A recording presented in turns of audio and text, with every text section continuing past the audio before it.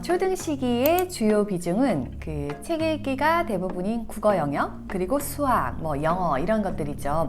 이 중 영어는 시간 할애가 초등 기간에 유난히 많은 편인데요.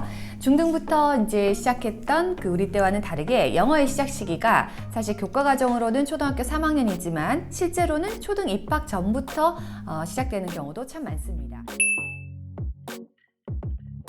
개인 편차도 심하고 또 각자 목표하는 바도 많이 다른 과목이 바로 영어인데요. 이 영어에 대해서 이제 부모가 바라는 영어 학습의 이상과 현실에 대해서 오늘 좀 편하게 얘기 나눠보도록 하겠습니다. 먼저 여러분은 영어를 아이에게 학습시키면서 가장 바라는 점이 어떤 것이 있습니까?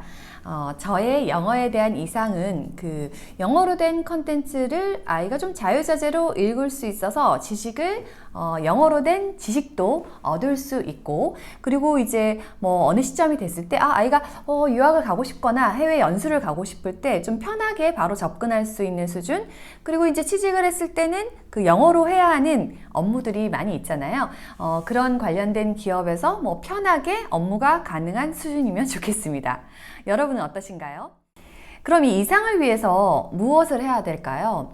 먼저 읽는 것이 사실 모국어처럼 원활해야 될 것 같고, 그리고 업무에 쓰이는 쓰기 능력이 우수해야 하고, 또 바이어들과 미팅을 통해서 뭔가 이야기를 나눌 테니까 회화도 유창해야 되겠죠. 이렇게 생각을 해보면 읽고 쓰고 또 말하기가 원어민처럼 사실 유창해야 합니다. 당연히 듣기는 자연스럽게 된다는 전제 하에서 말이죠. 원어민처럼 이제 유창하게 영어를 하려면 사실 원어민 수준으로 영어에 대한 시간과 노력을 들여야 되죠. 그러니까 어떻게 보면 지금 현실에서 좀 이상에 가까울 수는 있을 것 같아요. 자, 그러면 이제 현실에 대한 이야기를 한번 해볼게요. 당장 현실적으로는 말하기나 쓰기는 필요해 보이지 않는 것처럼 보여요. 물론 중고등에서 수행평가할 때 쓰기를 일부 하기도 하고 말하기로 뭔가 발표를 하긴 하지만 대부분은 사실 가이드라인을 주고 그 안에서 뭔가 아이들이 표현을 하기 때문에 아주 유창한 능력은 아니어도 무리하지는 않습니다.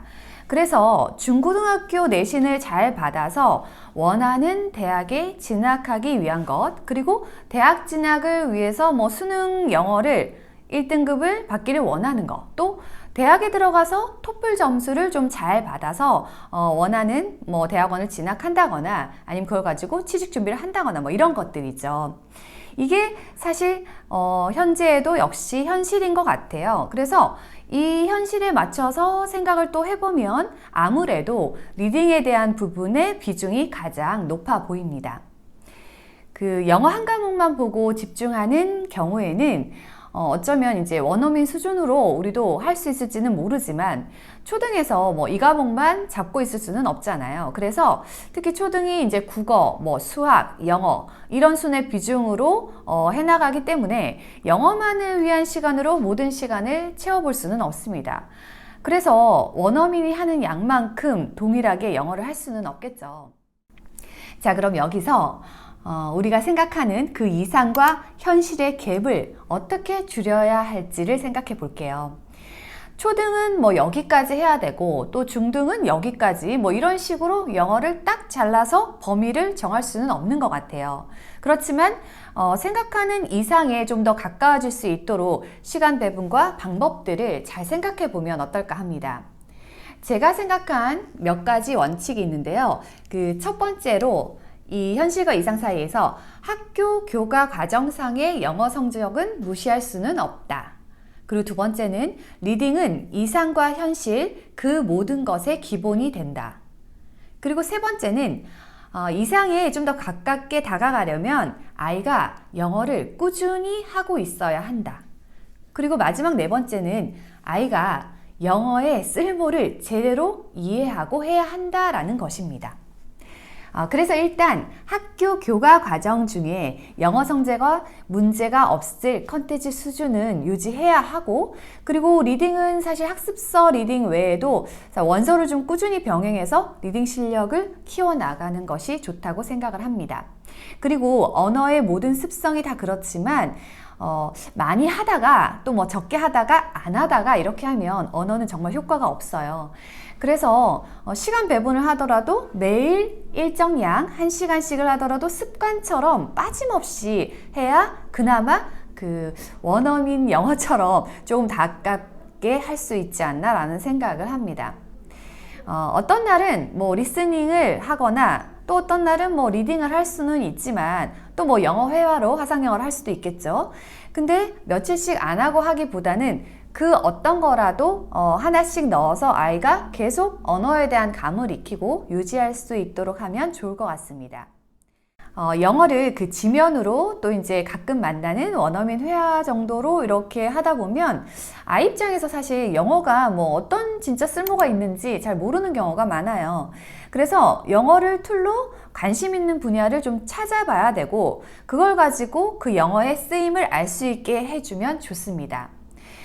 아이가 이제 코딩 같은 거에 관심이 있어서 유튜브로 뭐 코딩을 알려주는 프로그램들을 찾다 보면 대부분 이제 영어로 소개하는 것들이 많잖아요.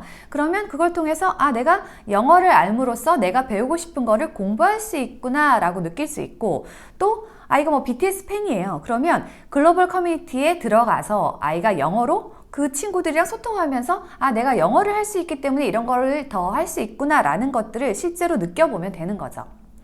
아이 수준에 맞춰서 그 영어의 쓸모를 찾아야 하는데 어른이 생각하는 수준으로 자꾸 영어의 쓸모를 찾다 보면 아이는 재미도 없을 뿐더러 접근을 못할 거예요. 지속적인 동기부여가 될 것이니까 그 초등학교 때는 초등에 맞춰서 영어의 실제 활용법들을 좀 아이디어를 생각해 보시면 좋을 것 같습니다. 사실 영어를 좋아하는 아이도 있지만 그 언어 자체를 좀 싫어하거나 영어를 싫어하는 아이들도 많을 거예요. 그래서 특히 언어에 관심이 많지 않은 이런 아이에게 영어란 그 왜 해야 되는지 하고 싶지 않기 때문에 하고 싶지 않은 이유들을 숱하게 말하게 될 거예요. 그래서 영어를 진짜 해야 하는 그 동기부여를 갖게 하는 게 이 친구들은 더 의미 있고 중요할 거라는 생각이 듭니다. 영어 학습법이 사실 넘쳐나고 있어요. 학습 소스가 부족해서 공부를 못한다 라고 할 수 없을 정도로 뭐 사실 영어는 찾아보면 정보도 너무 많고 책도 많고 좋은 의견들도 참 많습니다. 그 중에서 이제 우리는 아이의 관심과 상태 그리고 수준을 좀 고려해서 영어의 이런 현실과 그리고 이상 사이에서 좀 밸런스를 찾아가면서 우리가 바라는 이상적인 영어, 실제로 도움이 되는 영어, 아이가 평생 살아가면서 쓸모 있는 영어를 하기 위해서 현실의 어떤 상황도 무시할 수는 없기 때문에 이걸 같이 가면서 계속 이상적인 목표를 가지고 나아갔으면 합니다. 가끔 그 영어권에서 태어난 아이들과 부모님들은 이런 고민은 안 할 텐데 그 시간 동안 다른 거를 많이 할 수 있을 텐데 얼마나 편할까 이런 생각을 사실 해보기도 해요. 근데 영어를 통해서 사실 세계가 연결이 되고 많은 지식 정보를 같이 나눌 수 있고 그런 부분이 얼마나 또 대단한가. 그래서 가치가 있기 때문에 영어를 또 같이 해나가는 거는 참 바람직하다라는 생각이 들고요. 영어는 그 우리 아이를 그 세계인의 한 사람으로 성장하게 되는 그런 기본 역량을 만들어줄 거라는 생각도 해보게 됩니다.